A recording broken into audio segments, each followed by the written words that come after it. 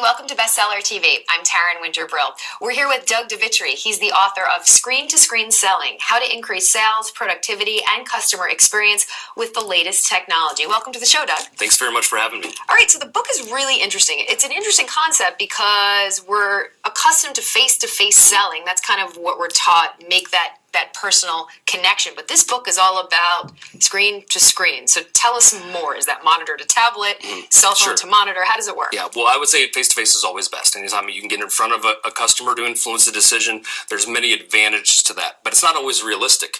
So using some of the latest technology we have, now we can kind of recreate that environment without being physically present. Especially with the advent of Skype and FaceTime, this seems like the natural progression, is to go to more and more screen selling. So just to be clear, for someone who's interested in this concept, you're saying don't replace it. It's more supplemental? Absolutely. Okay. And let's go back for a second, because I always like to hear about the genesis of the concept and the idea. This is sort of based on your own experience. You had your own George Clooney up in the air moment that led to this book, huh? Yeah, it was December of 2009. I knew things had to change. I'd been on the road half of the year speaking professionally, training real estate professionals on how to use the latest technology. And because of that, and not being home very often, quality of life and friendships started to diminish, and not having a hard time being able to even have a relationship at the time. Right. I knew that I had to not just come up with a new idea, but something that was practical and relevant and could be implemented today with the latest technology. So who is this book targeted toward? Is it just toward the seller? Is it the C-suite executive, all types of people in all different veins? Yeah, sure. So it can help anyone. It can help the C-suite make better decisions faster, because so many times if there's a resource allocation that has to be made in a dynamic marketplace like we have right now, we've got to be able to get consensus. And rather than being on the phone or on a teleconference, now we can add in more visual components to be able to influence those decisions. Also, sales managers can coach and train their team to be able to improve their scripts, their process, etc. And then sales professionals can have more meetings by meeting screen to screen, and then also customer support can increase their responsiveness time by using some of the latest technology that we're talking about. So if someone's interested in this idea and they're new to screen selling, would you say is this book more conceptual? Is it technological? Is it 50-50? Sure, I would say it's a combination of both. And really, it's a mindset before it's a skill set. Organizations really need to take a look at their culture to see, are they creating an atmosphere to use some of the collaborative technology that's out there? Because if they don't, and if they don't have alignment with their team, people are going to fight tooth and nail to say, well, we just always have to meet face to face, which, isn't necessarily or always productive. Right, or possible. So why do it then? It's just a way to obviously gain more business if you can't be in a million places at once, right? I mean, that's the bottom line here. Yeah, absolutely. And so really what it comes down to is influencing decisions. And so if you were to do it over the phone, sometimes it's difficult because things get lost in translation. So like Confucius would say, I hear, I forget, I see, I remember, I do, I understand. My take on it is, I hear, I forget, I see, I remember, I screen share, I finally understand. So because we're able to share our screen now we can be able to communicate so much more because there's that visual component. Right. I mean, it really expands the whole realm of possibility. Sure. When you look at it. So let's get down to it, Doug. So how would you say, aside from it not being a meeting like this, what are the main differences, though, in screen-to-screen selling versus more traditional in-person selling? Sure. So the biggest thing is the technology, and more importantly than that is the availability of the internet, or the bandwidth, not just for the professional, but also for the customer. So if the customer doesn't have access to a high-speed internet connection, we then have to take a look at other alternatives.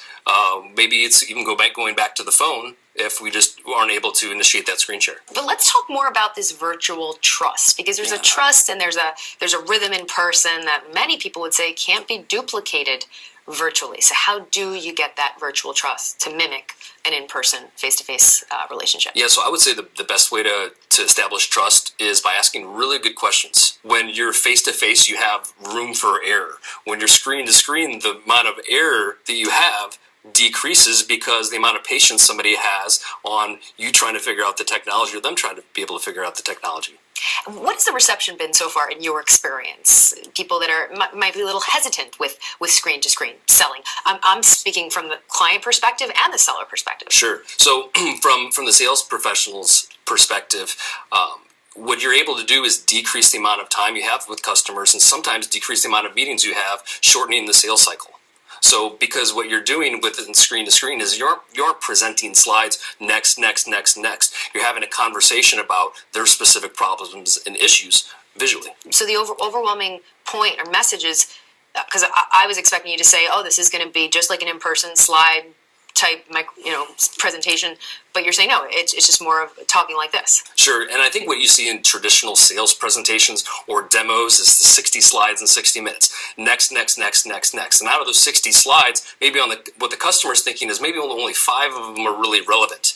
So within this process, what I've been able to do is make it more diagnostic than prescriptive. So in the case where I ask you a question like, what's the biggest challenge you're facing right now? You tell me, and then I insert the slide or the visual that's specific to your concern right now. So it's like choose your own adventure kind of thing. It's like choose your own selling tactic based on the feedback you're getting. And I think there's something to be said about this idea of going to the wayside, this traditional sales model of the PowerPoint presentation. This is more of an individualized conversation, which I think, I'm not a client, I'm not, one of the clients you deal with, which I think people would really respond to. Sure. It's more of a personalized meeting. Yeah, sure. It's very customized in the moment, and then also you can increase the experience by doing a couple things, where your slides aren't so much bullet points, but they're fill in the blank. So when you ask me, or if I ask you a question, you give me an answer, I actually fill in the blank. So I'm affirming what you just said, and so the likelihood of a misunderstanding or misinterpretation kind of starts to go away. What would you say is the biggest benefit for specifically the C-suite executive when it comes to screen-to-screen selling versus face-to-face? Sure, with resource allocation, it comes down to making better decisions faster. And rather than meeting face-to-face, now we can do it screen-to-screen. I can pull up the financials, I can pull up where the resources are, where our talent's placed, and strategically start to map out maybe even different markets so we can start to go in and penetrate. Right. How do their team and employees benefit? Sure. So let's say from the sales manager's perspective, what they can do is they can train and coach their team better than they could traditionally, because now they're making it more interactive rather than just saying, here are all these slides and things that you should be able to do. Now, let's talk about the actual structure of the book itself, because what was interesting in all the books that we've covered, we've never covered a book where there's an actual sort of checklist, step, check, and it made me wonder, am I supposed to read the book in its entirety or just go step by step by step? Because it does read like a bullet list, and that was there's a purpose behind that, I'd imagine. Sure. Well, I wanted this book not just to improve performance, being measurable, but I also wanted it to be actionable. And so not everything will apply to a specific company that's in the book, but they can start to pick out specific chapters or specific checklists, because I think there's now 120 checklists that they can go through and start figuring out what do we need to be able to prioritize.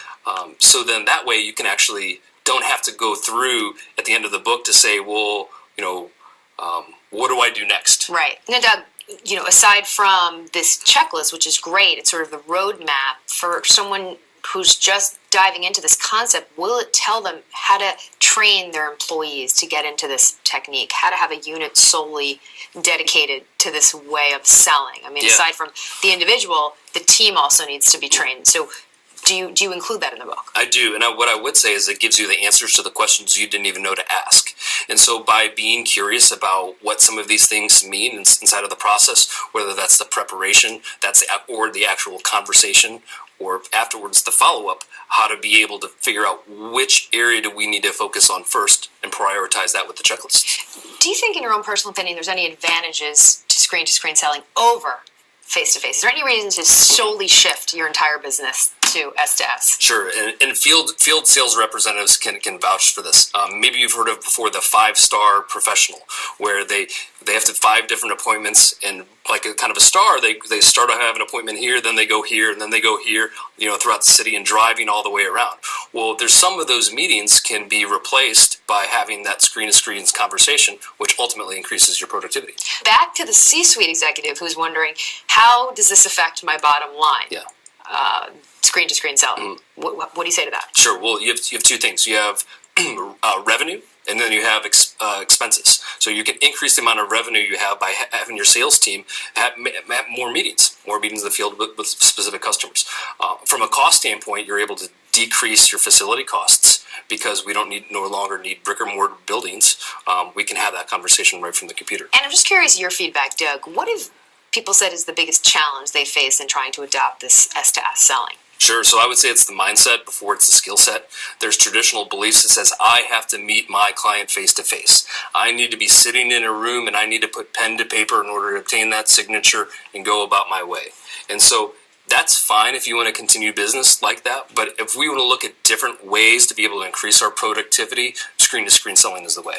But I feel like in the world we live in, some people, I feel like the tide is changing. Some people prefer as little face-to-face communication as possible. So I think this is the wave of the future in my novice perspective. Well, sure. If you think about it, you as the customer want to meet me as a sales professional.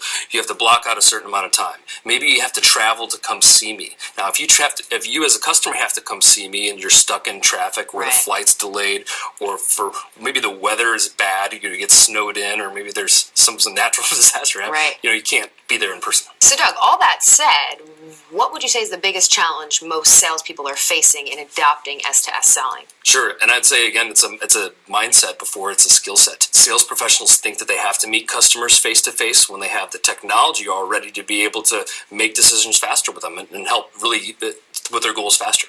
And just quickly, mindset. Who establishes that mindset? Does that have to come from the CEO? I mean, is it from the top down? How do we all get in that mindset? It definitely comes from the top down, and actually, I would say it comes from the bottom up, from the customer. Because it's the customers that are really using this technology, and if the sales professionals aren't equipped with the right tech, or they haven't developed the right skills using the latest tech, their customers will probably go elsewhere because they have other choices. Well, Doug, thanks so much. It's a terrific read, and it really is the future of selling. I mean, based on the social media world we live in. And what I like, though, is you really go step by step, bullet by bullet, checkpoint by checkpoint for someone who's just getting into this. So congratulations, and we'll see what happens, all right? Thank you very much. All right, for more about the book, it's called Screen to Screen Selling, How to Increase Sales, Productivity, and Customer Experience with the Latest Technology. All you have to do is check out our website. It's www.c-suitebookclub.com. That's C-suitebookclub.com. I'm Taryn Winter-Brill. We'll see you next time right here on Bestseller TV.